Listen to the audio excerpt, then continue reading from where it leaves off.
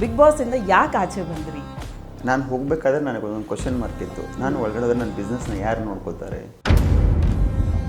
ಹಾಗಿದ್ರೆ ಅಂಥ ಬಿಸ್ನೆಸ್ ಏನು ಮಾಡ್ತೀರಾ ನೀವು ಅಂತ ಜನಗಳ ಪ್ರಶ್ನೆ. ಅದ್ರ ಜೊತೆಗೆ ಇನ್ನೊಂದು ಸ್ವಲ್ಪ ಬೇರೆ ಬೇರೆ ಕಾಲೆಲ್ಲ ಮುರ್ಕೊಳ್ಳೋ ಅಂಥ ಲೆವೆಲಿಗೆ ನೀವು ಟಾಸ್ಕ್ನ ಮಾಡ್ತೀರಾ. ಸೊ ಎಲ್ಲ ಒಂದು ಕಡೆ ನಿಮ್ಗೆ ಅನಿಸ್ಲಿಲ್ವಾ ಇಷ್ಟೊಂದೆಲ್ಲ ನಾನು ಇನ್ವಾಲ್ವ್ಮೆಂಟ್ ಆಗಿ ಮಾಡ್ಕೋಬೇಕಿತ್ತ? ಯಾವ ಕೋಡ್ ವರ್ಡ್ಸ್? ರೊಟ್ಟಿ ತಿನ್ನೋದ್ರಲ್ಲಿ ಸಿಗ್ನಲ್ಲ. ಒಂದ್ ನಿಮಿಷ ಏನಮ್ಮ ಹೇಳ್ತೀನಿ